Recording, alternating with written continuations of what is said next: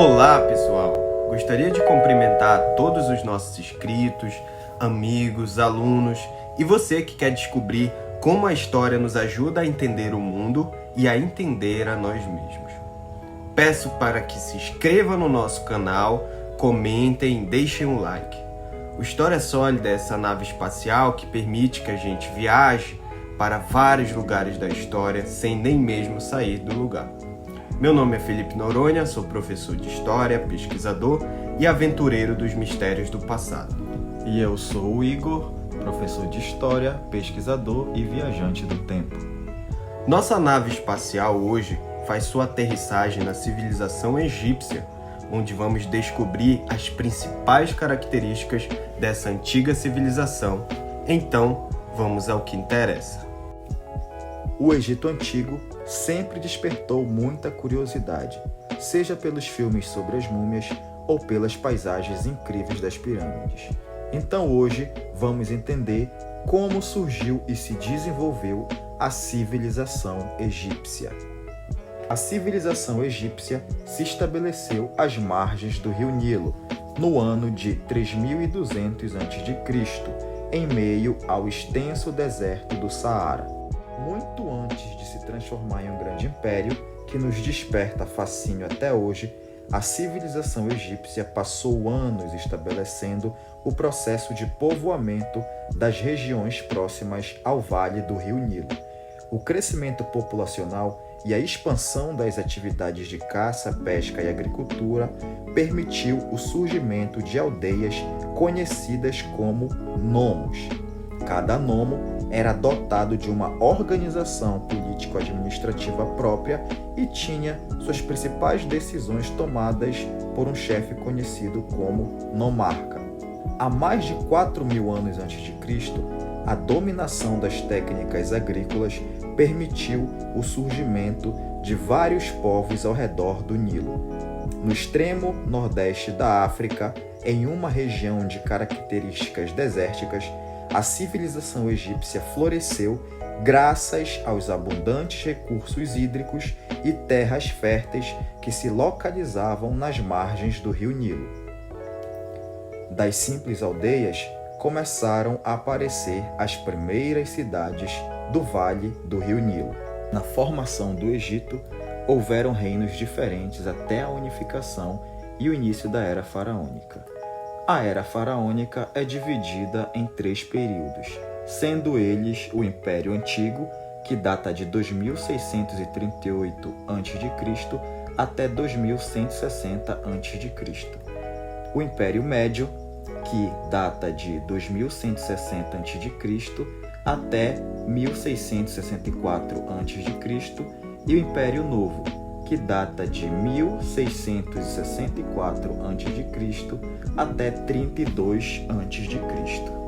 Com isso, a organização política dos egípcios se tornou mais complexa e, por isso, deu origem a 2 estados distintos: o Alto Egito, localizado na região sul, e o Baixo Egito, localizado na região norte, que abrangia o delta do Nilo. Por volta de 3200 a.C., Menés, governante do Alto Egito, realizou o processo de unificação dos 2 reinos, na qual, por meio desta ação, se transformou no primeiro faraó da história egípcia. Com esse novo título, alcançou a condição de governante supremo de todo o Egito e tinha poderes para intervir em questões administrativas, jurídicas, militares e religiosas. As principais características do Antigo Egito. Na política, viviam em uma monarquia teocrática, onde o faraó era o líder supremo e detinha todo o poder político e militar. Na economia, era agropastoril, mas também havia comércio e manufaturas em torno do rio Nilo, onde o trigo era usado para produzir o pão, a base da alimentação egípcia. Na religião, eram politeístas. Seus deuses tinham características antropomórficas. Entre os povos da antiguidade, os egípcios se destacaram pela crença na vida após a morte. A antiga sociedade egípcia estava dividida de maneira rígida e nela praticamente não havia mobilidade social. As camadas privilegiadas eram sacerdotes, nobres, funcionários, soldados e escribas. Na base, os não privilegiados eram os artesãos, camponeses e escravos. O povo egípcio podia ser convocado pelo faraó para trabalharem sem receber salários em obras públicas, como diques, represas, palácios e templos. O faraó era venerado como um verdadeiro deus, pois era considerado como um intermediário entre os seres humanos e as demais divindades. O governo era um governo teocrático, e os escribas tinham uma participação importante na sociedade, pois escreviam as leis e ajudavam no auxílio da economia. Faraó era o título atribuído aos reis, com status de deuses no Antigo Egito. O termo de origem egípcia significa propriamente casa elevada, indicando inicialmente o palácio real. Esse termo, na realidade, não era muito utilizado pelos próprios egípcios. Aparece na Bíblia, no livro de Êxodo. Em cerca de 3.000 anos de tradição faraônica, passaram pelo trono do Egito homens e algumas mulheres com aspirações bem diferentes. E a gente pode destacar alguns eventos curiosos da história do Egito. Os misteriosos construtores da pirâmide de Gizé, o poeta místico Akhenaton, o faraó Tutankhamon e o lendário Ramsés II. Eles possuíam poderes absolutos na sociedade, decidindo sobre a vida política, religiosa, econômica e militar. Na civilização egípcia, os faraós eram considerados verdadeiros deuses vivos. O poder no Egito era hereditário. No começo do século XX, os arqueólogos descobriram várias pirâmides no Egito Antigo. Nelas encontraram diversos textos, entre eles um que dizia: morreria aquele que perturbasse o sono eterno do faraó. E aí, alguns arqueólogos morreram de forma estranha e sem explicação. Aí nascia a lenda da maldição do faraó. Um dos casos curiosos da história dos faraós foi de uma mulher, a Hatshepsut. Foi uma das poucas mulheres que se tornaram faraós. Na sociedade egípcia, as mulheres tinham uma posição de prestígio. Elas podiam exercer qualquer função política, econômica ou social. E um evento interessante é que a história de Hatshepsut foi apagada. Os símbolos utilizados nas joias do Antigo Egito são associados aos deuses, deusas e às histórias mitológicas, e contêm uma grande importância cultural e religiosa. Alguns exemplos desses símbolos são o olho de Horus, que era utilizado como objeto para proteger e dar sorte. O escaravelho, que era um símbolo que representava a renovação e regeneração. O Ankh, que significava a vida eterna e a imortalidade, e era frequentemente utilizado em túmulos e templos. A pirâmide, que era um elemento presente na arquitetura do Antigo Egito. Ela retratava a crença na vida após a morte.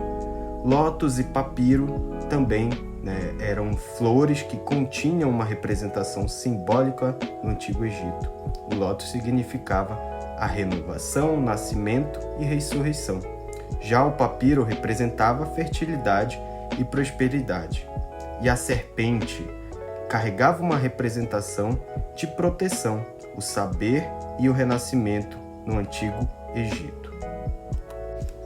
Aqui temos uma imagem de como era representada a parte interna das pirâmides, com um sarcófago, pinturas e escrituras.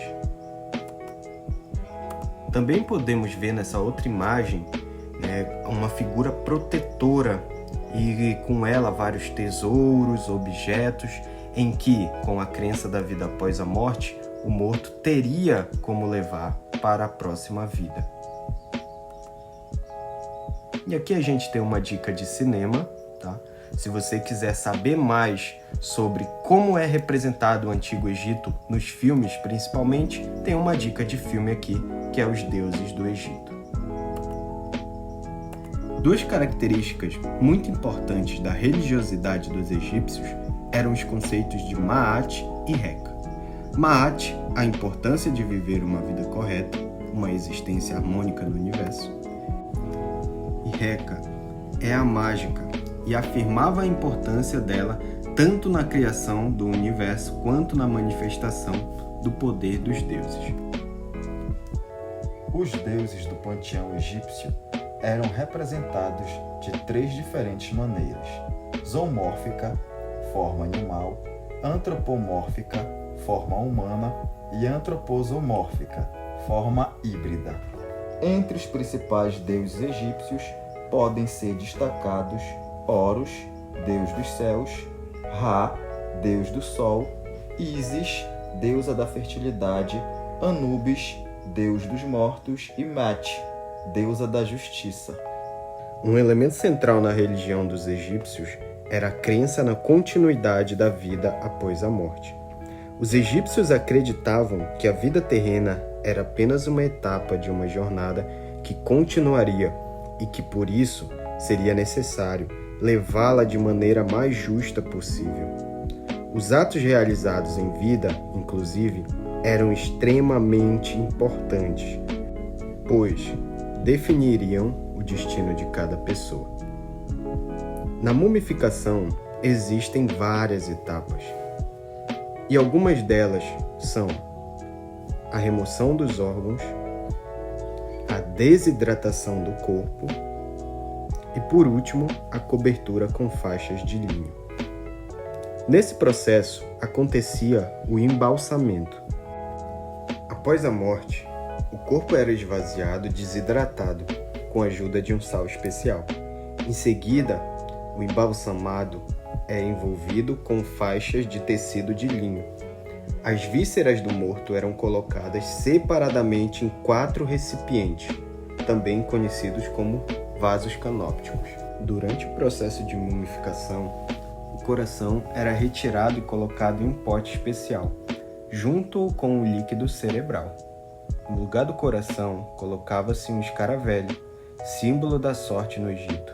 Esse amuleto tinha a função de proteger o coração e evitar que ele testemunhasse contra o falecido no julgamento dos mortos, garantindo assim a vida eterna.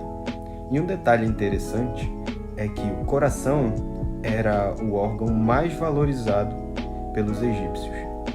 E o cérebro, como relata o historiador Heródoto, era retirado pelas narinas, utilizando uma técnica que pegava um gancho bem fino, esquentava-o e, junto com outros líquidos, através do nariz, quebravam-se os ossos do nariz e assim faziam com que o cérebro ficasse mais líquido para poder ser retirado. E uma das características da vida após a morte conta principalmente com a ideia do Tribunal de Osíris. O Tribunal de Osíris era um lugar onde o deus Osíris, com auxílio de outras divindades, dava o veredito sobre o destino dos mortos. Nele, as almas chegavam e argumentavam sobre a sua vida, dizendo se tinham vivido de maneira virtuosa ou não. Anubis, deus do submundo, que conduzia as almas até o tribunal, passava o coração delas na balança da deusa Maat, deusa da justiça.